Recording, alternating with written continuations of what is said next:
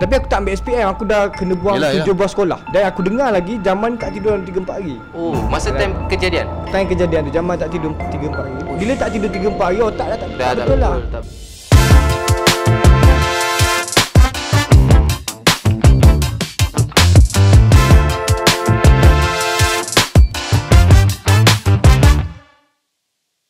Make sure korang subscribe di YouTube Brosgan TV, YouTube Izzat. Jangan lupa korang ambil benda yang elok je. Macam kita tengah isap rokok ke apa, korang jangan ikut. Benda tu memang masalah. Betul lah. So make sure apa yang kita bincang dalam video ni, make sure korang ambil benda yang positif. Jangan kita fokus benda yang negatif. Bila kau fokus benda yang negatif, negatif lah kau dapat hidup. Jangan jadi orang Malaysia yang kolot. Yes. So untuk hari ni kita nak bincang ni, memang kita tak ada filter apa-apa. So kalau anda kata korang dah masuk dalam video ni tengah tengok ni, make sure korang stay. Sebab apa? Takut nanti bila korang tengok setengah je, korang belah, nanti jadi lain cerita dia. Jadi fitnah. Jadi fitnah. So make sure korang tengok sampai habis. So Jad, macam tadi progress terbaru pasal video Jamal, Jad, kan? Jamal. Macam sekarang ni pun kita tahu yang engkau antara pelajar Hennigan ni yang ada akses lah, kan, dengan apa yang berlaku, apa so, Zat, semua. aku nak tahu, aku nak tanya satu benda je. Kau masuk Hennigan ni tu sebab apa? Tahun bila, sebab apa? Okey, baik. Pada awalnya aku masuk Hennigan ni disebabkan dadah. Dadah ni orang betul orang cakap dadah ni pemusnah anak bangsa. Betul. Babi punya dadah. Betul. Aku bukannya sebab kawan-kawan. Tak, aku sendiri nak cuba. Niat nak mencuba. Cuba lala kita jadi tarik dadah. Jadi tarik dadah. Berapa tahun kau dengan dadah? Berapa tahun daripada umur 12 sampai 17. Oh, 12 Ya, sebab aku dah tengok dia buat live dengan Datuk Rosyam Noor. Dia cakap masa tu. Jap, kau main dadah apa? Mula pel kuda. Dia tu WY. WY ke KY? WY. Oh, okay. Lepas tu ais. Lepas tu morfin, heroin. Yang paling edik, yang kau paling edik sekali. Yang paling orang kata sakitnya nak tinggal ni ubat lah. Ubat memang okey. Ini kita buat for education purpose lah. Maknanya ubat yang kau maksudkan ialah dia ubat macam mana? Ubat ni dia debu tau. Dadah. Dia debu dalam kekuning-kuningan. Dia punya warna. So macam contoh orang yang hisap dadah, kan. Macam ada yang cucuk, ada yang hisap, ada yang sedut pakai hidung, ada benda yang sama juga, kan. Cuma orang kata nak rasa lagi sedap, cucuk lah. Cucuk tapi aku tak pernah sampai tahap tu. Cucuk tu orang panggil paling king sekali, kan. Paling orang kata paling tahap nak mati orang kata. Engkau pernah jumpa tak member kau yang main cucuk tapi dia boleh berhenti? Tu payah tapi aku pernah jumpa orang tengok orang cucuk depan mata. Memang teruk sangat lah. Memang cucuk depan mata dia tak ada jalan lah. Dia tak silap aku, dia cucuk ni dia ambil semua urat tau. Lepas tu kalau last kali urat kau tak ada, cucuk telur lah, kan. Yang tu yang aku pernah dengar lah, tapi tak pernah tengok depan mata lah. Tapi betul lah benda tu? Betul tu tak pasti sebab kita tak pernah tengok. Kalau cucuk telur mati, Mat. Tak tahu lah. Mungkin makin kuat ke kita tak tahu. tak juga. Kalau itu ponda yang potong telur semua hidup ke? Tak, dia telur dia tak boleh potong. Kau batang boleh potong. Tak silap aku telur dia tak boleh potong. Kalau kau cucuk tak cucuk, aku tak sure lah. Nanti kita kena tanya orang yang berpengalaman nanti. Okey Jad. Okey. So kita sebelum kita nak gerak ke banyak lagi kita nak tanya kau, kan. So hari ni kita ada peluang untuk jumpa kau. Macam mana perasaan kau bila kau terkena? Boleh kau cerita sikit lah macam mana kau boleh kena tangkap sampai masuk Hennigan ni apa semua masa time tu? Sebab tu aku kata tadi jahatnya dadah ni. Dadah ni dia ketagih. Tagih dia memang sangat kuat lah. Sebab tu kan, ni bukan nak cerita orang kata bangga lah, kan. Ini cerita pengajaran. Ambil apa yang aku cerita ni jadikan pengajaran. Bukan nak suruh idolakan aku. Bila idolakan aku, orang akan ikut jejak langkah aku, kan. Orang akan buat Ijat boleh masuk Hennigan ni, masuk dan keluar-keluar dapat SPL, MA lah apa benda, kan. Tak, ni ambil pengajaran. Benda yang baik kita jadikan pengajaran iktibar, kan. Okay. Jahatnya dadah ni dia boleh buat kita tak berfikiran waras tau. Kita punya otak ni fokus nak dadah, and then apa cara sekali pun kita akan nak dadah juga. Dengan cara curi duit mak. Pada awalnya aku curi duit mak je. Tu lama-lama tu kantor dengan mak. Bila kantor tu dah bawa aku buat jenayah kat luar. Jenayah kat luar ni macam contoh pecah rumah. Nak dapatkan duit. Nak dapatkan duit, nak dapat dadah. Bukannya nak makan apa. Aku sanggup tak makan 3 hari nak dapat dadah tu. Dadah punya jahat. Dadah punya orang kata sial lah. Penanganan dia. Kira time tu sekolah, zaman sekolah lah. Zaman sekolah lagi. Ni umur 14 tahun dah terlibat dengan Form 2 lah. Form 2 14 tahun dah terlibat dengan ais. Batu ni. Lepas tu mencuri lama-lama kelamaan tu makin melarat jadi macam seronok pula buat jenayah ni. Tak kena tangkap, kan. Jadi macam okeylah dapat duit pula banyak. Tu last kali sebelum masuk Hennigan ni aku kena tangkap 4 section. 397 sama senjata, 457 pecah masuk rumah, 41 memiliki barang curi dan 12.2. Semua punca pada dadah ni. 12.2 tu apa? 12.2 ni urine. Oh, urine. Semua punca pada dadah. Itu umur kau? pada umur 17 tahun. 17 tahun. Maknanya orang tengah ambil SPM. masa tu dah lepas tengah SPM. Orang tengah SPM waktu tu. Oh shit. Bulan 12 SPM lah. Yes kan? Ada yang dah habis, ada yang kiranya time SPM tu kau ketangkap? Tapi aku tak ambil SPM, aku dah kena buang 7 buah sekolah. 7 buah sekolah. 7 buah sekolah, aku tak pernah pergi sekolah. Semua sebab attitude masa tu. Attitude disiplin. So maknanya betul tak orang cakap bila kita dah berkecimpung dengan dadah ni kan, setiap kali kau buka je mata kau akan fikir dadah. Nak tidur kau fikir dadah. Tu benda yang tepat sekali lah. Betul lah. Orang cakap tu benda betul lah. Bila kita buka je mata, dia rasa macam tak lengkap kehidupan kita ni tanpa dadah. Gian. Dia nak cakap gian tu morfin je gian. Gian ni bila tak dapat dia akan jadi aduh sakit badan tak boleh nak buat kerja kan. Batu ni pula bila dapat ni bukan dadah ni tak sedap, jangan percaya kalau orang cakap dadah ni best je tak. Dadah ni ketagih je sebenarnya. Bila nak dapat tu orang cakap boleh naikkan kita punya energi. Tapi bila dah kong tu betul-betul kong tu. Tak boleh nak buat apa. Kau paling lama tak tidur je masa ambil batu? Dalam 4 hari 5 hari. Gila 4 hari man. Aku pernah tengok aku kan kampung aku Pantai Timur agak. Member aku main pay kuda lah, WY. Lepas tu dia campur dengan batu apa semua. Hisap time tu dekat seminggu tak tidur. Naik motor aku pergi keluar pergi makan dengan dia macam ni. Aku cakap apa hal dia ni. Itu pasal lah. Tapi dia orang ni bila dah hisap dah kena dah orang akan rasa dia orang kuat. Betul lah. Kuat dia je rasa, tapi bila orang tahu kita paling lembik. Dadah paling lembik. Orang yang hisap dadah sebab dadah ni dia bila kalau nak cakap nak kuat tu tak, tapi dia tak. Bila kena pukul tak sakit. Bila kita ambil five ni benda yang kita tak sedar. Tapi kalau batu dadah ni dia sedar je. Tapi nak cakap kuat tu tak. Bergantung atas stamina kita juga kan. So maknanya kalau orang yang isap batu ni diorang tak akan rasa lapar kan? Lapar tu memang tak dia ada separuh orang tak akan rasa lapar, ada separuh orang dia akan rasa lapar. Dia akan menghilangkan kita punya macam mana cakap? Dia punya selera makan kita ni akan bertukar lah. Macam kau rasa lapar ke tak? Lapar, tak lapar. Tak lapar. Sebab tu kalau tengok gambar aku dulu memang cengkung rapat tu. So macam mana pengalaman kau untuk kau berhenti daripada benda ni? Adakah masa time baru kau masuk Henny Geni baru kau start berhenti ataupun dalam orang kata apa proses kau berhenti benda ni? Dia tanya pasal mak bapak dia dulu tu. Masa tu macam lepas kau ketangkap tu, apa situasi mak bapak kau tengok kau? Family. Itu ni orang kena tahu. Benda ni benda yang paling aku menyesal lah.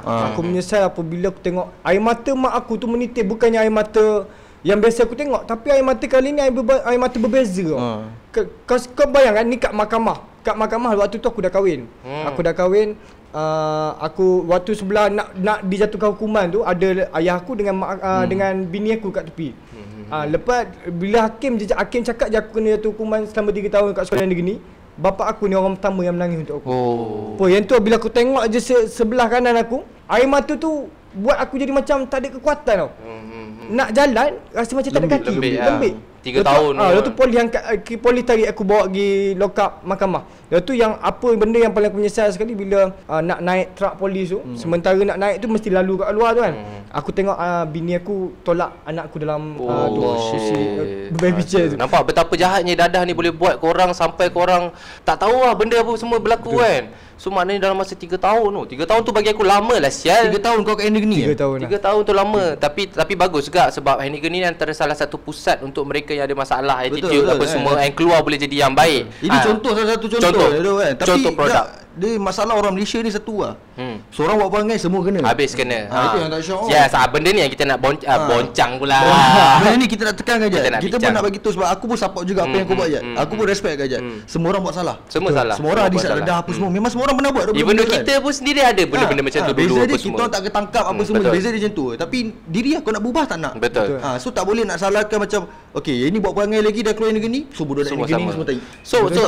So macam ikut pengalaman kau apa yang berlaku sekarang kan. Macam sekarang ni dulu tak ada orang macam keluar Henny Geni jadi selebriti YouTuber apa semua tak ada. So aku rasa start pada engkau lah. Maknanya engkau antara pencetusnya untuk share pengalaman kau apa semua. And then apabila berlaku kes baru-baru ni, macam contoh kita terus sebutlah kes Jamal.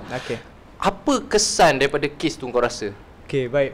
Aku pun kalau tak berkait dengan aku tak nak pun ambil tahu pasal Jamal pergi mampus saja kan. Tapi ni benda yang berkait dengan aku tau. Benda yang berkait dengan aku dengan pihak warga sekolah Henny Geni. Warden sekali yang terkait sekali sebab ni. Sebab apa kesan dia dia akan terkesan apabila budak-budak yang baru nak keluar daripada Henry Geni ni nak kerja tu payah. Dah lah sebelum ni orang dah anggap kita sampah kan.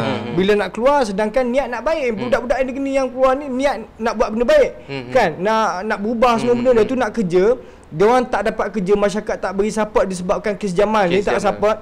Dan bila tak beri support tu lah budak-budak Henry Geni akan buat jenayah. Ya, tertekan kan. Betul. Kau tak ada kerja, tak ada apa kan. Kau dah lah ibarat macam bayi bola air tu. Betul. Kan? Kau dah buat salah, lepas tu kau dah dapat second chance. Tapi kau keluar, orang si anggap kau sampah. Ya.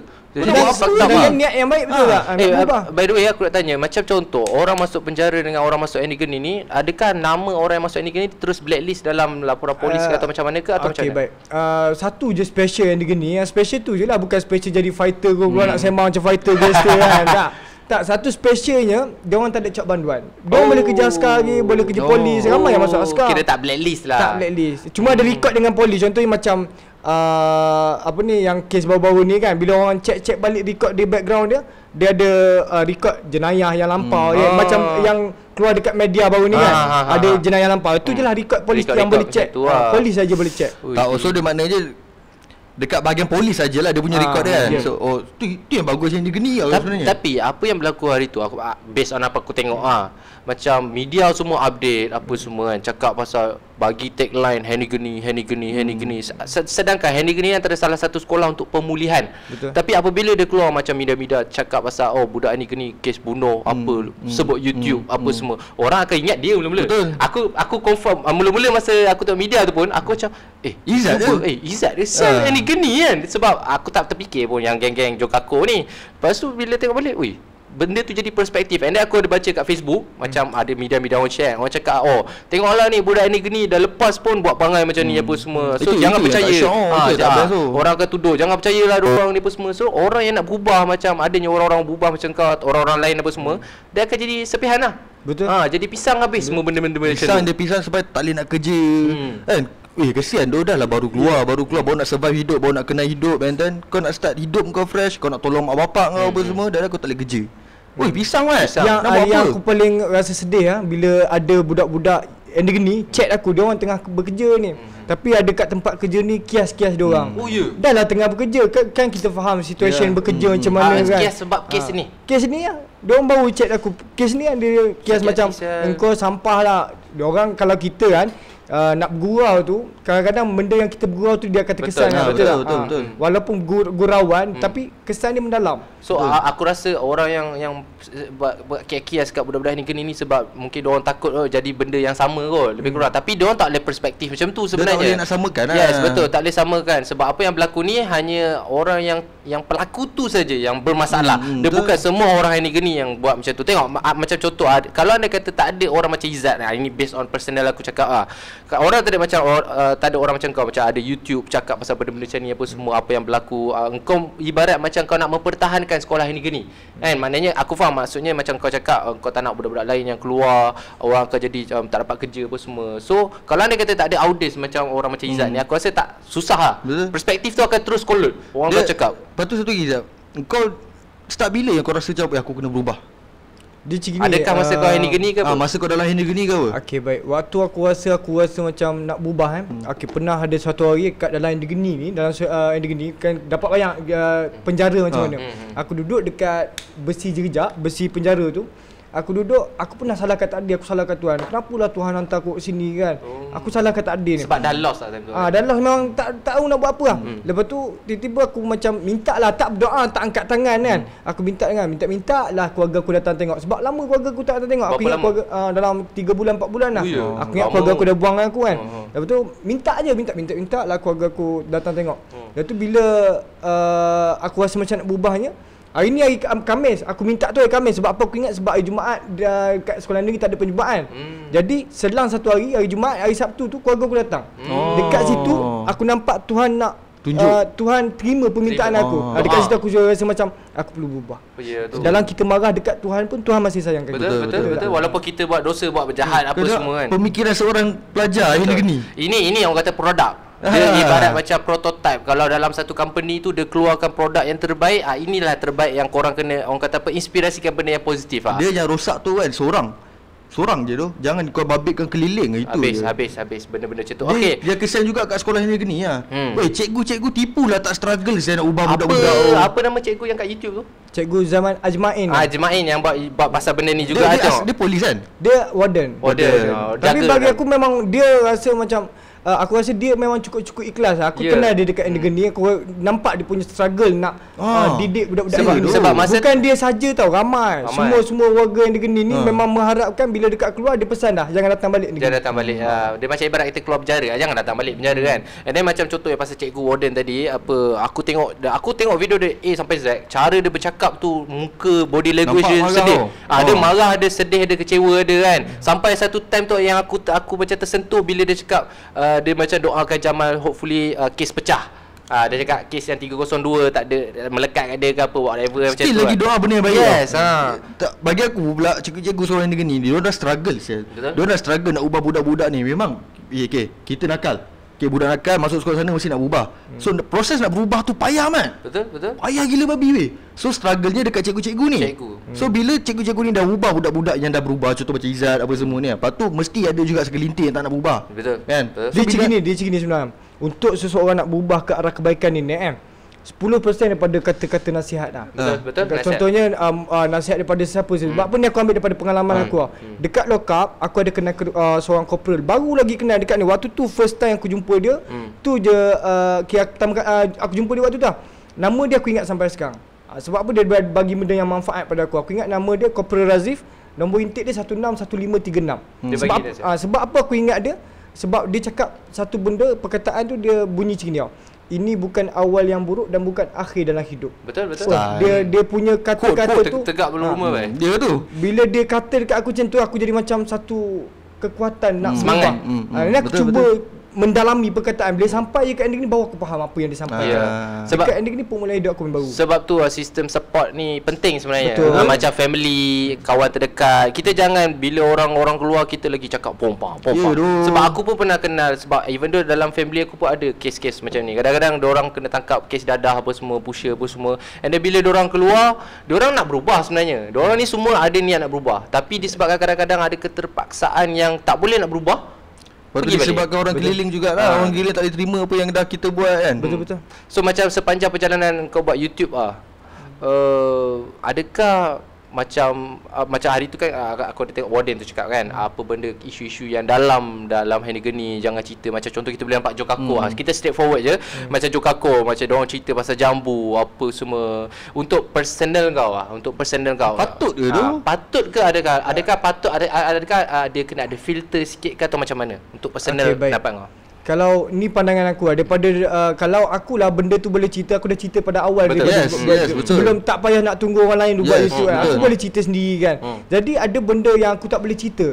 Sebelum aku nak buat video ni, aku tanya pegawai penjara ni, boleh tak saya nak buat video ni tuan? Dia cakap benda yang kita boleh cerita, kita cerita je. Tapi benda yang tak boleh cerita, kita tak payah cerita. Kita cerita benda yang boleh jadikan pengajaran je. Jadi apa yang aku tengok daripada video-video Jokako dia invite orang semua benda, banyak benda rahsia daripada Endegeni dia cerita. Yelah tu. Benda tu privacy sebenarnya. Itulah punca yang memburukkan juga nama Endegeni. Lagi satu jadi pula Akhir Zaman lagi satu based on apa yang aku nampak, macam contoh macam ada isu diorang cerita pasal jambu, apa yang berlaku dalam tu apa semua. And then automatically warden-warden yang kat dalam sana tu mesti akan rasa tergugat sebenarnya. Dia akan rasa macam diorang punya sistem penjagaan ni tak ni ke? Dia akan je fikir macam tu kan. So dah jadi macam ni pula. Lepas tu mestilah orang-orang kerajaan semua akan tengok video-video kan. So bila tengok dia cerita pasal jambu apa semua, mak cikgu-cikgu pula yang kena. Kau faham tak? Betul. Benda tu Allah berpusing. Dia akan berkait kepada Endegeni. Betul doh. So bagi selama kau 3 tahun dekat dalam Endegeni, dia macam mana kehidupan orang sebenarnya? Okay, baik. Kalau sebelum ni aku punya persepsi tentang Endegeni adalah tempat budak-budak jahat. Betul tak? Betul. Kalau kita orang luar akan anggap budak-budak Endegeni ada masalah. Tapi aku sendiri pergi dekat Endegeni, aku sendiri duduk kat Endegeni, aku boleh cakap 90% yang ada dekat dalam Endegeni nak berubah. Kan aku masuk dekat Endegeni, aku masuk tempat-tempat budak baru tau. Blok Kasturi adalah blok budak-budak baru. Dekat situ aku tengok semua orang nak berubah. Semua orang yang tulis buku, kalau baca buku je memang kalau aku bawa keluar buku tu aku sedih aku rasa. Dia orang tulis dekat situ bila dia orang bebas apa dia orang nak, dia punya planning. Jadi aku boleh cakap diorang memang dekat situ memang 100% nak berubah. Tapi ada benda sebab-sebab bila keluar jadi balik. Sebab dia antara sebab lah tak ada support daripada keluarga. Tak support. Yes. Ini benda yang paling penting bagi aku. Bila aku macam aku, alhamdulillah keluarga aku bagi support. Sebab tu aku rasa macam ada kekuatan lain kan, ada kekuatan. Jadi keluarga tak bagi support satu, aku dah jumpa dah budak keluar pada handicap ni, masuk balik handicap ni. Masuk balik. Sebab apa? Sebab kat luar tak ada keluarga. Tak ada keluarga. Dekat dalam dia jumpa keluarga. Keluarga buang dia. Satu lagi support pada masyarakat. Contohnya macam gini. Keluar nak buat benda baik, orang cakap dia ni sampah, orang cakap dia sampah, dan tak semua orang ada kekuatan yang sangat kuat. Betul. Ada orang yang kekuatan dia yang low lah kan. So bila dia stres, tertekan, orang ingat aku jahat, baik aku buat benda jahat. Betul. Dah lah orang ingat aku jahat. Ya tu. Okey, aku tak tahu. Aku berminat sebenarnya nak cakap pasal Jamal tu ni. Cakap. Aku nak bertanya pasal kes isu Jamal, macam based on apa yang kau share kan. Macam kau cakap pasal benda ni berlaku sebab ada certain benda yang pasal kes Jamal kita tak boleh nak orang kata apa terus cakap kan. Maknanya macam contoh isu yang berlaku baru-baru ni kan. Engkau rasa benda tu start daripada mana sebenarnya? Maksud aku, adakah benda tu start daripada perhubungan ke, daripada start pada dadah ke, start daripada perangai ke, orang-orang macam yang pelaku ni? Okey, baik. Ini apa yang aku dapat tahu tapi kita tunggu statement daripada polis. Kita tunggu statement daripada polis. Apa yang aku tahu dan ramai yang bagi tahu, kawan-kawan dia sendiri bagi tahu dekat aku, Jamal ni dia terlibat dengan dadah. Tapi tak pastilah tu kan, dia tak pasti. So, tunggu urine daripada polis. Kalau ada, kalau tak ada mungkin orang tu tipu aku kan. Dia mungkin berkait dengan perangai satu, berkait dengan dadah. Dan aku dengar lagi Jamal ni tak tidur 3-4 hari. Oh, masa time kejadian? Time kejadian tu Jamal tak tidur 3-4 hari. Bila tak tidur 3-4 hari, otak dah tak betul lah. Tak betul. Dah macam orang paranoid lah. Dia akan jadi paranoid, akan berlaku keganasan apa sasau. semua. Sasau kan, jadi sasau apa semua. Problem juga lah. Tapi Tapi aku pelik macam mana aku tak faham macam mana dia boleh tergamak sebab kau faham tak? ini kes bunuh kan. Aku boleh nak cakap, aku pun takut sebab aku pun tak tahu betul, apa yang pengakhiran kita macam mana. Pengakhiran aku macam mana. Tapi aku boleh cakap Jamal tak guna otak dia. Otak dia mungkin barangkali letak kat lutut lah. Betul. Sebab dia dah ada peluang tau. Dia dah ada peluang. Dan adanya orang macam Jokaku ni tarik dia untuk tolong dia cari duit sekali apa semua. Tapi aku tak sure lah antara perhubungan dia dengan Jokarko tu macam mana. Tapi kita boleh nampak yang Jokaku at least ada positivity dia juga. Maknanya macam kau tolong orang-orang yang keluar daripada negeri ni, aku nampak kau tolong orang cari kerja apa semua kan. Macam car wash ke apa whatever. Tapi macam Jokaku ni mungkin dia nak tarik member dia masuk team dia. Okey, jom macam kita buat duit sekali. Sebab ada satu video tu yang dia cakap nanti kita buat satu akaun YouTube untuk Jamal lagi. Maknanya ada keinginan nak tolong. Tapi bila berlaku belum start lagi dah jadi macam ni, habis lah. Nama Jokaku pun jadi buruk. Tapi apa-apa pun kita doa yang terbaik. Kita doa yang terbaik Jamal. Betul. Sebab kau rasa benda ni berpotensi tak 302? Kalau ikutkan kalau ikutkan apa yang aku tahu, kemungkinan dua je, 302 ataupun 304. 304 tu macam mana? 304 ni bunuh tanpa niat. Tanpa niat. Contohnya dia gaduh, niat nak bergaduh je, dalam terbunuh. Tak sangka kan, tak sangka jadi kalau macam tu, kalau contoh macam 304 tu, dia punya hukuman dia berapa lama? Hukuman tak pasti setahu aku lah 10 tahun macam tu lah. Shit. Sebab 302 ni kau kena tangkap. Tapi aku tengok ramai yang dekat video tu mendoakan Jamal ni kena 302. Dia macam ni sebab dia pukul perempuan tu. Bagi aku, kau nak tunjuk macam kau cakap kat video kau, kau nak tunjuk kuat ke apa ke, bukannya pukul perempuan. Kalau betul-betul gangster tu, tolong mak, tolong family, kan, agama, bangsa, itu betul lah, itu betul. Tapi ni macam mana kau boleh terniat nak pukul sial perempuan tu? Sebab based on macam contoh macam kita tak boleh share gambar apa semua kan. Based on apa yang aku dapat info gambar tu kan, aku tengok gambar yang si arwah tu pun kesian sebenarnya. Kesian sangat-sangat. Kalau betul lah, kalau ya pun perempuan tu salah macam mana sekali, tak boleh. Kau tak boleh dia buat macam tu. Tak boleh pukul. Kalau macam tu pun, kalau dia lah berfikiran dengan waras, kalau perempuan tu buat masalah, kalau perempuan tu yang salah, putus je lah. Putus je. Habis. Tapi sebab apa? Sebab macam kau cakap tadi, yang kau dapat info yang dia tak tidur 3-4 hari. Aku rasa sebab tu pun antara salah satu kesan enggak. Kesan yang membuatkan kita rasa macam kalau otak tak relax apa semua. And then tu lah macam dia macam jentat lah. Dia macam terus naik kan. Macam mana? Jentat. Macam mana gaya? Aku kau jangan jadi dia keluar dia pukul aku sial. Tak adalah Mal. Okey.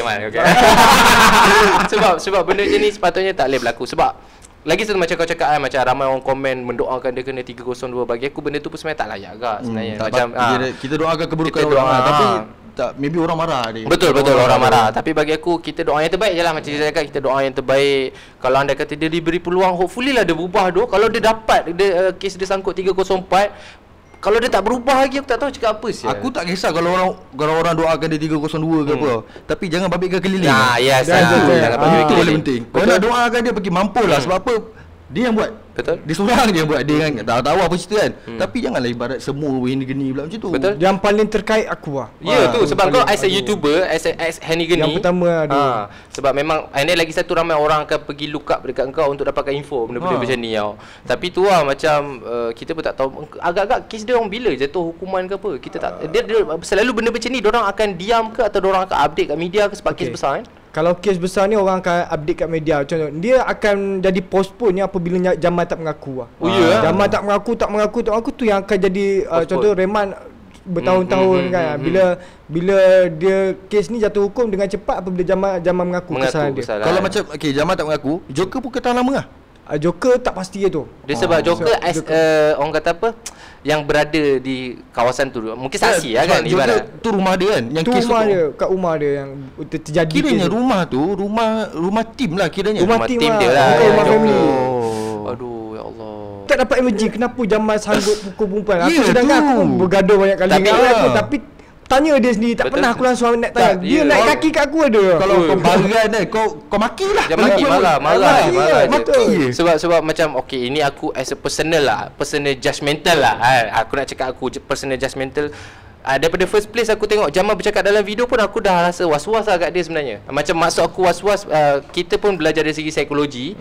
Seseorang body language tu kita boleh nampak perangai attitude dia sebenar macam mana. And then macam dalam video kita tengok kan hari tu kan cara Jamal bercakap, cara dia bangga dengan apa yang dia buat apa semua. Bagi aku benda-benda tu semua macam Itu boleh lead pasal benda-benda jadi macam ni. Aku jujur aku tak selalu tengok YouTube Joker sebab aku jadi macam tak suka dengan apa penyampaian. Sebab rahsia dia rahsia ending ni banyak dibongkarkan. Jadi aku rasa macam nak tengok tu was-was lah.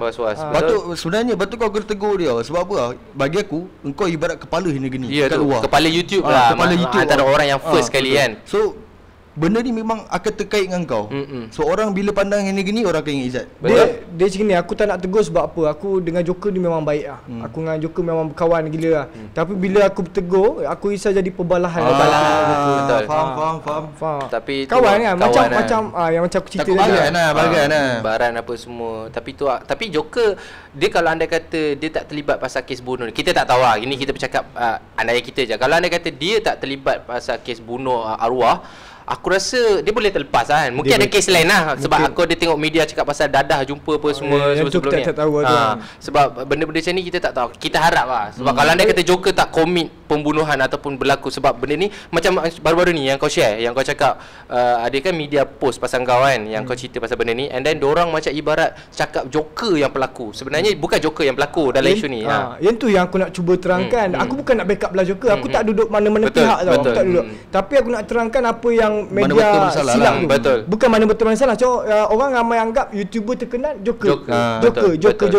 Jadi aku tengok dekat komen-komen Joker tu ramai yang kecam Joker pembunuh. Ya tu. Sedangkan Jamal yang buat kan. Orang tak tahu Jamal yang buat. Betul. Jadi aku terangkan, bila aku terangkan tu ada yang faham, ada yang tak faham. Ya, memang ada memang yang tak 100% faham. Lepas tu lagi media satu media memang whack. Headline. Dia nak headline media besar. memang whack. Macam contoh aku lupa media mana update. Aku pun malas sebut media tu, tapi dia siap tulis besar-besar YouTuber Henny Geni apa semua bla bla bla, apa terkenal apa semua. So bagi aku macam diorang nak jualan artikel diorang biasa lah. Diorang nak orang lain baca. Orang tengok. So bila dia buat artikel macam budak ini geni bodoh apa semua kan. Padahal benda tu tak betul, pergi mampus lah. Betul. Janji kau datang page aku, kau tengok page aku lah. So okey, macam Ijat, macam baru-baru ni kita pun tahu yang kau update 2 video berkaitan dengan Jamal. Apa kesan? Adakah ada orang yang datang ugut kau pasal benda ni ke? Ada tak isu-isu yang orang ugut kau ke ataupun hentam kau ke apa ke? Nak cakap ugut tu tak ada lah kan. Kalau dia orang ugut sekali pun aku pergi mampus lah kan. Sebab kita terang apa yang kita tahu. Betul. Apa yang kita tahu, apa yang kita dapat info kan. Itu je aku bagi tahu. Bukannya aku tak ada info, aku tak tunjuk chat tu kan. Jadi apa yang aku dapat info aku terangkan. Kalau kau tengok dalam video tu ada bukti dia kan. Jadi aku tak ada menambah-nambahkan cerita nasional. Betul. kalau orang dah tahu ugut, aku menambahkan cerita aku takut. Yang tu aku cukup takut. Jadi bila orang dah tahu ugut, tak ada memang kalau setakat ni tak ada orang ugut dah. Tapi orang kecam tu normal. Orang cakap budak-budak negeri semua sampah. Itu yang problem sebenarnya. Itu problem. Mentaliti kita ni kadang-kadang kita kena orang kata bagi peluang dekat orang semua orang tu. Sebab tak semua macam Ani cakap tadi, tak semua orang berpelaku orang kata macam Jamal yang berlaku sekarang ni pun. Tapi tu lah, sebab sekarang ni memang confirm dah kes, dah clarify sebagai kes bunuh lah kan. Sebab kita boleh tengok macam ada media update pasal ada kesan lebam apa semua. Macam aku nak masuk dekat situasi yang berlaku tu. Nak tahu faham tak maknanya? Dia macam kita invisible, kita masuk tempat tu, apa yang jadi sebenarnya kan. Dia pukul macam mana, dia pijak ke apa ke kan, sebab anak orang tu. Macam mana perasaan mak dia? Sebab aku ada tengok mak dia tu. Yang voice note tu mak dia? Mak dia. Tu mak dia. Sedih. Itu mak dia voice note dekat siapa? Kat kau ke? Dekat orang lain. Kat orang lain. Masa time mak dia dapat tahu. Sedih mat. Orang sedih lah kan. Siapa hati mak mana tak luluh bila anak dia meninggal dengan keadaan dibunuh. Betul. Ibarat bunuh itu apa yang kita tahu, apa yang kita tak tahu, kita tak tahu macam mana mak dia punya situation sekarang? Mak dia pun situasi sekarang terbaru aku tak tahu macam mana. Tapi bagi aku memang dia tengah sedih sekarang. Aku rasa kita kena make sure kena justice lah. Justice apa nama arwah? Diana, justice for Diana lah. Kita kena ada justice macam ni supaya pihak-pihak polis pun buat orang kata apa yang sepatutnya lah. Macam keluarga dia of course nak justice. Mesti nak punya. Ibarat macam Tang Mo kes Tang Mo pun macam tu kan. So macam ni kes, cuba kita letak situation kita seorang mak bapak arwah. Anak kau kena bunuh sebab tak silap aku sebelum ni arwah dia ada kerja dekat DIY ke apa, bukan DIY apa, satu supermarket macam tu lah. Tapi aku tak sure lah kalau dia pergi ke sana dia nak join sekali tim Jokako, aku tak sure lah kan. Itu memang pasangan si Jamal lah. Pasangan lah. Dengar cerita memang pasangan lah. Sebab media pun adik pasangan. Media aku tak nak percaya tu. Tak nak percaya. Tapi aku dengar memang dia pasangan dengan Jamal lah. Betul. Okey Jad, tak apa, kita pun dah borak pasal Jamal apa semua. Kita nak cakap pasal kau pula Jad kan. Macam kau Jad, apa benda yang paling kau tak boleh lupa lah selepas daripada kau keluar daripada Henigeni? Maksud aku macam benda yang kau memang fucked up gila lah. Macam orang hina kau macam mana apa semua. Baik. Benda yang paling tak boleh lupa kesalahan aku lah. Bila kesalahan yang aku buat tu bukan aku je yang naik nama. Mak ayah aku pun yang kena. Aku kat dalam aku dah tak berhadapan dengan masyarakat dah. Mak aku dekat luar ni duduk pula dalam kampung kena kecam. Tu benda yang aku tak boleh lupa adalah kesalahan aku lah. Aku buat silap, mak bapak aku pula yang kena. Tapi itu benda yang orang kata Malaysia. Betul. Makcik bawang. Makcik bawang semua. Benda tu memang kita tak boleh lari kan. Tapi bagi aku Ijat power dari segi planning sebenarnya. Maksud aku dia pandai closing. Maknanya macam contoh kita bisnes, kita nak buat sale, kita closing, kena bagi tahu apa yang kita punya apa yang kita punya skill apa semua kan. Macam kau pula, apa yang aku nampak macam kau tahu yang mak ayah ataupun parent kau, keluarga kau semua dah ibarat dah diconteng arang lah. Macam ibarat macam tu lah, macam orang sekeliling semua hina. And then lepas pada kau keluar, engkau pandai, kau buat planning, kau buat YouTube, kau buat apa semua, engkau bercerita, and then orang akan jadikan kau sebagai inspirasi pasal benda-benda ni. Itu antara salah satu benda yang aku respect. Sebab apa? Itu cara kau closing. Maknanya bukan closing untuk kepentingan kau buat benda ni untuk komuniti semua. And then kau buat benda ni, kau tahu kau salah, kau tahu benda ni memang kau dah tak nak buat, and kau nak make sure semua orang tak buat benda ni dah. Betul. Itu yang bagus kau. Tapi satu lagi masalah orang Melayu ni kita pula kadang-kadang macam aku ada baca komen kat kau punya YouTube sebelum ni tau. Orang cakap tak payahlah buka aib diri sini yang jadi tu jadilah. Betul. Kadang budak benda-benda macam ni kadang-kadang sakai dok. Bagi aku itu buka aib bukan. Itu nak bagi kau buka mata kau. Kau tengok, kau jangan buat macam tu dah bodoh. Dia macam gini, aib ni benda yang kita tak boleh cerita. Dalam diri kita ni ada benda yang kita tak boleh cerita kan. Aku pun tak cerita sehabisnya tentang betul. Ada benda-benda yang aku tak cerita. Aku tanya ustaz, ada benda yang kita kalau aib dia akan jadi berdosa apabila kita cerita dan orang akan jadi tertarik untuk buat jenayah. Itu dosa kat diri. Tapi bila kita cerita jadi pengajaran, jadi kesedaran kat orang tu, dia takkan jadi satu kesalahan. Macam kita lah ni. Tapi kita punya audience Malaysia ni kan, tak peduli tak peduli benda tu. Kau cerita benda baik ke, kau buka aib ni. Kau buka aib ni. Sedangkan kan kita orang kalau betul macam contoh kita orang pun buat YouTube juga kan. Macam kau tahu kita buat Gold Digger. Orang cakap antara banyak topik yang orang borak ialah pasal aib. Kadang-kadang macam niat kita orang bukan nak buka aib si pelaku. Kita buat benda ni untuk sorry. Kita nak buat benda ni supaya orang kat luar sana appreciate pasangan orang. Kan? Satu kalau betul-betul lah kita orang buka aib lah apa kita buka gambar. Kita buka gambar. Satu lagi kalau betul-betul lah kita orang ni salah kan.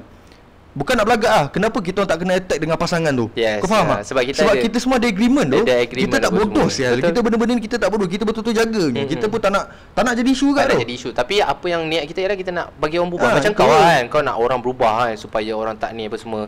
So Jad, perkembangan pasal buku yang kau buat Jad. Buku tu adakah kau tulis masa kau dalam Hendy Geni ke atau macam mana? Okay, Cerita baik. sikit latar belakang dia. Buku tu aku tulis ada separuh aku ambil daripada apa yang aku tulis dekat Negeri. Ada separuh aku Lepas. cerita balik daripada awal aku hidup. Aku ada cerita daripada latar belakang keluarga aku, keluarga kandung, keluarga angkat semua kan. Jadi buku tu aku cerita sampailah aku sekarang ni apa yang aku buat, macam mana keadaan aku kat Negeri, macam mana aku boleh berubah kan. Aku terlibat sebab apa kan. Jadi buku tu akan dilancarkan di PWTC. Aku harap PWTC ya? Aku harap bros game beli lah. Boleh. Kita orang memang aku ada follow up sebab kau ada macam sebelum ni kau update story, kau cakap kau buat penulis semua penulisan sendiri lah. Ada 55 dengan Ustaz Sofian. Ustaz Sofian ni penulis buku di Karang Craft. Jadi 50-50. Aku tak banyak nak cantik-cantik. Bulan berapa? Bulan 6. Bulan 6. So maknanya So korang kena standby. kena standby beli buku sebab benda ni bagus untuk semua orang. Kadang membaca ni jabatan ilmu. Tajuk dia peluang kedua. Peluang kedua. So maknanya apa yang berlaku dalam hidup kau ni tapi ada peluang kedua. bukan ni ya. Andai Itu MK. Maaf aku yang, terluka. yang tu okey. Jangan apa lagu yang aku benci tu? Aku berdoa. Jangan lagu tu. Kalau lagu tu memang sial. Aku unfollow bodoh semua. Geram bodoh. Aku bukan tak suka sangat. Masalahnya keterlaluan lah kan. Tak, dia bila benda tu aku satu je aku tak suka rap Malaysia ni tau. Dan ni aku cakap jujur lah sebab apa tau. Okey, kau nak tunjuk kau nak simpati orang. Kau dengar pasal lagu tu, lepas tu kau tunjuk, kau buka contoh bagi aku benda ni memang tak patut dah. Ada seorang ni, okey, dia punya ahli keluarga dia meninggal. Dia buat video dengarkanlah lagu tu. Kau memang buat lagu tu video, sedih. lepas tu Memang kau nak lagu buat tu sedih. Bagi aku macam kau nak buat konten ke kau Jangan nak At least kau letaklah surah ke apa kan, bagi baca sikit apa semua. Ini kau letak lagu-lagu macam tu. itu pandangan aku lah. Kalau tak suka bagi mampu. Ini luar topik Zat. Ini luar topik. Ini kita orang bukan Izzat tapi memang aku faham sangat lah. Kadang-kadang aku scroll TikTok kan. Dengarkanlah. Pukim aku nak dengar banyak kali ya. Kesel kan. Sorry mencarut guys. Tapi tu lah lagi satu Zat, macam kau cakap pasal buku apa semua, anggaran buku berapa banyak release nanti? Satu Malaysia lah? 3,000 buku. 3,000 naskah. Oh, 3,000 naskah. Satu buku berapa ringgit? Satu buku dalam RM30. RM30 murah. Oi, murah. Maknanya buku tu ada valuable supaya korang baca apa semua kan. So korang jangan lupa bulan 6. Bulan 6 Bulan 6. Lancar dengan, kan? dengan Ustaz Kazim Ilyas. Oh ya? Baik. Ustaz Kazim Ilyas pun tengah buat buku. Tengah buat buku juga sekali dengan dia Sekali. juga. Oh, alhamdulillah nampak rezeki. Nampak kita kadang-kadang kita tak expect macam mana seseorang tu boleh drastik berubah hidup dia. Macam sekarang kita boleh nampak Ijat ni pun mungkin kau pun tak expect kau boleh buat buku, betul tak? Betul. Sebab benda ni semua orang kata apa? Dia macam ni, hikmah. Yes, betul. Daripada apa sebenarnya semua dalam Allah dah aturkan cantik kan. Allah bagi kita akal, Allah aturkan, Allah nak suruh kita fikir. Betul. Dulu aku tak pernah fikir. Aku tak pernah fikir pun apa Allah bagi akal, aku tak pernah fikir pun benda yang akan jadi pada dia aku. Jadi bila Allah, sebenarnya orang yang masuk Endigen ni adalah orang-orang yang terpilih bagi aku. Yes. Orang yang terpilih. Allah pilih dia, Allah nak bagi dia sedar. Sedar yang dia buat tu adalah benda yang salah. Betul. Sebab apa tau, kadang-kadang macam kita yang buat salah ni pun, kita kat luar kita non-stop buat. Kita non-stop kita tak sedar. buat. So bila orang-orang masuk Negeri ni, dia orang on the spot dah buat tahu dia orang salah. Betul. So kat situ dia ada chance untuk berubah. Sama juga macam orang yang kena hukuman gantung. Kan macam dia orang tahu waktu bila dia orang nak digantung ke apa, dia orang boleh bertaubat, dia orang dah tahu kan. Macam kita tak bertaubat apa-apa, tahu-tahu kita meninggal dalam keadaan macam ni, kita tak tahu macam mana kan. So that's why kita jangan sesekali kita tengok orang tu pernah masuk tempat jahat macam ni gini, orang fikir dia jahat apa semua, dia budak jahat apa semua, tak boleh macam tu lah. So Jad, macam kau punya perancangan lah, macam sekarang ni pun kau dah buat YouTube apa semua. Lepas ni apa lagi konten-konten plan ni yang kau nak cuba buat? Aku rasa macam aku akan teruskan pengajaran ni. Tapi bukan nak cerita pada pasal Endigen ni lah. Aku kaitkan sikit-sikit kan. And then aku rasa macam nak buat satu something untuk masyarakat. Macam aku nak kerja untuk belia. Aku nak bantu budak-budak Endigen ni. Itu je niat aku. Bukan untuk bantuan Juvana semua. Sebab apa? Sebab dia orang susah nak kerja. Betul. Jadi aku nak satu orang kata nak bantu dia untuk senang dapat pekerjaan. Kalaulah aku ni toke kilang senang. Aku nak budak-budak Endigen ni semua kerja dengan semua aku. kerja. Kalaulah aku toke kilang. So tapi bila dia orang bekerja, dia orang pun tak pergi ke arah yang tak baik kan. Kita harap perubahan macam tu. Macam sekolah Endigen ni, kes paling teruk macam apa kes paling teruk yang kau pernah tahu? Bagi aku 304 tak silap, bunuh tanpa ya. niat yang ada waktu tu. So maknanya Henny Geni ni ialah salah satu sekolah macam orang yang ditangkap bawah pada 18 tahun lah. Bawah pada 17 tahun. So diorang akan hantar ke sana. Macam contoh katakan Ali ni bunuh orang tu masa dia umur 16 tahun dengan niat. Lepas tu bila dah dijatuh hukum, dia akan dihantar ke Henny Geni. Ada lepas pada Henny Geni dia masuk penjara ke atau macam mana? Dia kalau dengan niat dia ada dua je. Henny Geni ni pun kadang-kadang dia ikut atas magistrate tau, magistrate. Tapi ada kebanyakannya yang bunuh ni dia akan hantar ke sekolah integriti.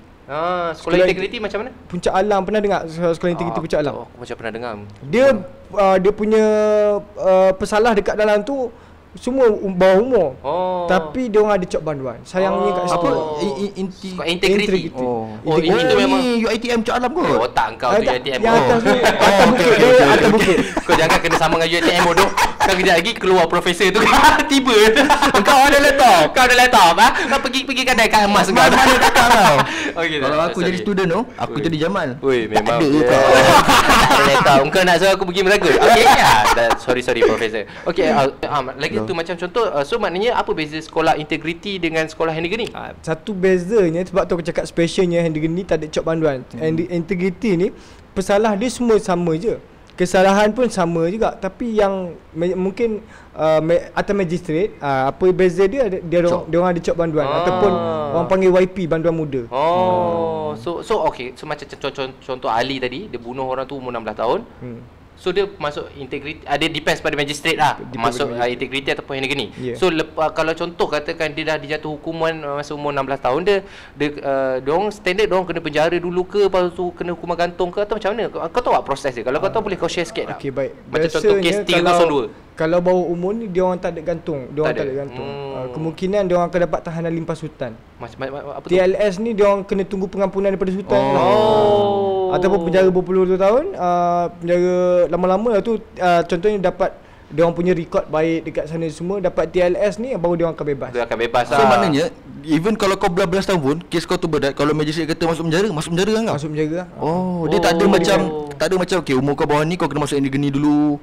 Dapat 21 tahun baru kau masuk penjara. Yang tu aku tak tahu. Tak semua atas magistrate. Magistrate lah. Macam itu kita tanya hakim lah. Kena tanya hakim. Kita kena invite hakim lah. Siapa hakim kat luar sana? Mesti dia je. Jauh. Bodoh lah kau ni. Okay, so macam kita pun tak. Tapi aku baru tahu dah pasal Henny Geni, macam info-info dalaman lah. Walaupun kau banyak share, aku rasa banyak lagi benda yang kau tak share kan pasal dekat video kau pun. Macam contoh pasal Henny Geni. Contoh pasal Henny Geni lagi. Contoh bukan, ada ni aku nak tanya kau diam. Kau dah lupa dah tengok. Orang dekat netizen dekat YouTube aku dah lah cerita pasal Henny Geni. Bagi aku kadang-kadang benda ni kena cerita. Sebab apa? Bagi buka mata. Bagi buka mata supaya anak-anak korang tu semua tak buat kes lah kan, supaya anak korang aware pasal benda-benda. Kau marah orang cerita, kau tak tahu anak kau buat apa. Kau tak tahu. Macam contoh Henny Geni lagi. Okey, macam Izzat masuk Henny Geni, keluar macam contoh kes yang 302 tadi, kalau diorang kena hukuman gantung, diorang selalu apa yang ikut pengalaman yang kau tahu lah, diorang diberi macam okey, kau kes gantung 302, kau kena penjara 5 tahun dulu baru kau kena gantung ke, tempoh jarak nak kena hukuman gantung tu lama lah? Lama juga aku rasa. Ramai biasanya kebiasaan macam tu, dia orang akan penjara dulu, tak ada direct tu gantung.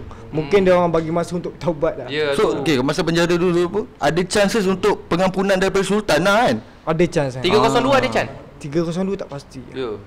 Tapi kita bercakap pasal undang-undang, walaupun Izzat antara orang yang pengalaman jugalah. Kita tak anggap Izzat ni sebagai satu rujukan peguam ke tak. Kita bercerita pasal apa yang dia tahu.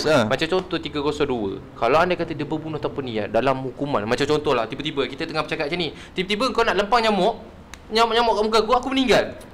So maknanya itu jadi 30 bukan tanpa niat lah kan? 304 lah. 304 lah. Nanti aku itu tak pasti lah, tapi yang aku tahu 304 lah. Tapi dia depends pada mahkamah enggak lah kan? Dia bercakap macam mana. Nanti aku keluar, aku akan buat YouTube lah. Mampus kau. Aku dulu bunuh Arif sebab lalat dia. Siut betul kau jangan. Aku buat cerita Arif. Aku bunuh Arif tu. Aku keluar dia.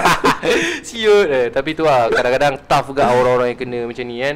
Tapi macam Izzat cakap tadi lah, apa yang kita tahu kadang semua punca pada dadah. Betul, dadah. Dan tai orang kata. Memang sial lah. Memang sial apa semua. Macam kau sebelum ni kau masa kalau kau tak dapat barang memang kau akan berganas lah. Ni satu cerita yang aku bukan nak memburukkan dia, tapi pengajaran. Disebabkan babinya dadah ni kan, aku pernah buang nasi dagang yang mak aku jual tu. Mak aku ni peniaga kedai. Tiap pagi ada orang datang kedai mak aku makan nasi dagang. Jadi waktu tu orang tengah ramai kat depan aku ni. Aku nak minta RM20 je. Nak dapatkan dadah RM20 nak dapat orang kata nak dapat pikuda. Mak aku tak bagi, aku ambil nasi dagang tu aku lempar. Kau lempar? Depan orang ramai. Orang ramai tengok lah. Maknanya time tu engkau memang tak terkawal lah kan cerita dia. Memang dadah ni tak apa nak kawal lah. So lepas pada tu apa jadi? Apa yang mak aku boleh buat, mak aku hanya menangis, bagi RM20 aku belah. Ya tu sebab kadang-kadang mak bapak kita dah tak tahu nak buat macam mana kan. Betul. Dengan depan memang orang. Mak ayah aku memang dah tak larat nak nasihat dekat aku. Mak ayah aku dah tahu dah yang aku ni dah, tapi dia sayangnya anak dia tak nak buat report waktu tu. Tak boleh buat kan. Tapi yang best sekarang apa pandangan mak bapak kau kat kau pula sekarang bila kau dah berubah? Alhamdulillah, mak aku memang sangat-sangat bersyukur. Apa yang waktu perkataan pertama yang keluar daripada mulut aku selepas aku dah berubah ni, alhamdulillah. Dia sangat-sangat syukur sebab aku berubah pun Tuhan yang pilih. Betul. Tuhan yang Setuju. pilih. Sebab bagi aku bangga doh mak bapak. Dia pun cara cakap dia macam humble, matang. Sebab kita boleh nampak attitude seseorang dari segi psikologi ni bercakap dengan macam mana. Macam Izzat ni dia rendah diri bercakap. And then kadang untuk korang yang kecam-kecam dia cakap tak payah cakap pasal dia gini apa semua tu, korang boleh stop lah. Sebab at least dia contribute untuk community. Dia bagi pengajaran untuk community. Kita tak tahu dalam YouTube dia tu mungkin orang berubah disebabkan video dia. Kita tak tahu tu. Banyak mesti ada. Bukan kau je yang tengok YouTube dia. Betul. Orang lain kan. So Jad, apa-apa pun thank you so much lah untuk hari ni kau sudi datang apa semua, and then kita pun ada bercerita share apa semua. Kita orang mendoakan kau supaya orang kata apa? Much better lagi. Supaya kau aku lagi pun takut berjaya. aku pun perjalanan kehidupan ni memang takut. Aku paling takut kejahatan diri sendiri. Sebab aku nak satu share. Nak share satu doa yang aku guna dekat Endegeni dulu lah. Sila. Aku doa ni aku selalu amalkan sebab aku takut dengan diri aku. Doa tu dia bunyi macam ni. Allahumma alhimni rusydi wa qini syarran nafsi. Maksud dia, ya Allah berilah aku ilmu pemahaman dan jauhilah aku daripada kejahatan diri sendiri. Kejahatan diri sendiri maksudnya macam nafsu mana? Kita. Nafsu kita lah kan. Syaitan dalam diri kita ni. Itu yang steady tu. Tak, so maknanya walaupun sekarang kau dah keluar, orang pun ramai tahu kau dah buat YouTube macam ni apa semua, ada lagi tak seka-seka kawan kau yang still lagi sangkut dekat takut yang lama? Macam ni, budak Endegeni ni yang keluar 50-50, dia orang boleh berubah dan dia orang tak boleh berubah. Ada juga yang masih berada pada takut lama, yang masih tak nak tinggalkan, tapi mungkin ada sebab. Kita kena husnuzon, kita kena fikir apa yang terbaik kan. Jadi ada je yang datang dekat aku, diminta tolong dengan aku. Aku cakap aku tak boleh tolong kau je boleh tolong diri kau. Kau je boleh tolong diri kau. Aku bagi nasihat dekat kau. Yang aku nak sambung yang tadi 10% tadi tu. Yang nasihat tu 20% daripada support masyarakat, 20% daripada support keluarga. 50% yang selebih ni diri sendiri. Betul? Diri sendiri tu penting sebenarnya. Sebab kita je yang boleh ubah tu. Dia kalau macam kau dah orang nasihat kau gila babi je ni, kalau hati kau cakap pergi mampus lah. Still lagi buat lagi, tak boleh buat apa lah kan. Tak apa-apa pun, thank you so much Jad untuk masa kau hari ni. Kita appreciate sangat kau datang apa semua. Sebab dia antara YouTuber pertama kot kita collab untuk podcast ni kan. So sebab lepas tu aku nak shout out sikit lah kat Izzat. Dia dengan senang, dengan mudah je tu. Aku call dia relax. Aku dapat nombor dia, aku call, hello, Waalaikumsalam. Saya daripada Balai Polis Terengganu. Izzat, ya cik, apa boleh saya bantu cik?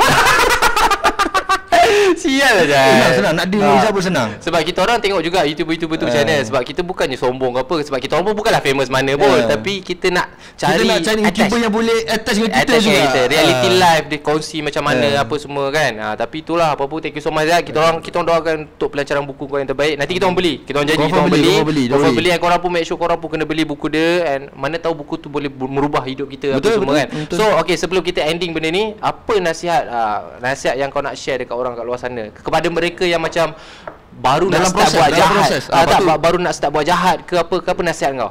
Okay, baik, aku ada dua nasihat lah. Dua nasihat yang aku nak sampaikan kepada semua. Yang ni aku pegang setiap kali aku bagi talk kat universiti. Ini kata-kata yang aku selalu sampaikan kepada diorang. Okay, baik, nasihat aku untuk semua orang pernah buat silap, tapi yang membezakan kita ni adalah cara kisah cerita yang dicorekkan pada masa silam kan. Tapi adakah kita perlu tenggelam dengan kisah silam tu kan? Sebaliknya kita perlu muhasabah diri dan jadi yang lebih baik. Sebab sesuatu yang Allah lakukan pada kita, Allah jadikan untuk kita adalah hikmah untuk betul. Yang terbaik. Satu lagi nasihat aku, jika kegagalan yang kita cari itulah yang kita Gagal. akan jumpa pada masa hadapan. Tapi jika kejayaan yang kita cari, usaha perlu teruskan. Kejayaan ni takkan datang dengan mudah. Bila kita usaha dan terus usaha, insya-Allah Allah akan adakan sebuah akan kejayaan. ada lah. Yang penting kita jangan give up lah. Sekarang aku tahu kenapa dia percaya dengan Izzat. Kenapa girlfriend dia cair ni? Thank you Izzat. Thank you so much. So apa-apa guys, harap apa dalam video hari ni, apa kelemahan apa semua kita orang minta maaf. And macam Izzat cakap, kita ambil benda yang positif, jangan ambil benda yang negatif. And make sure korang like, comment, share and jangan lupa support. And kalau kau tengok benda yang baik kau follow, jangan follow tu je. And make sure korang tengoklah video-video Izzat apa semua. Kita sama-sama cari makan Zat. Kita cari makan dalam masa yang sama, kita bagi awareness. Itu saja. So apa-apa pun Zat, thank you so much sekali lagi Zat. Terima kasih sebab Bros Gang jemput aku. Tak ada hal. Kita jumpa, mungkin akan datang ada video lain kita boleh collab, kita collab lah kan. Tapi janganlah bila dah famous lupa kita kan. Betul. Aku first dia aku keluar pada Hand Geni tu, aku tengok 2 video. Yang pertama Bros Gang, yang kedua Isa. Oh ya, sial lah. Dia nak kipas pula.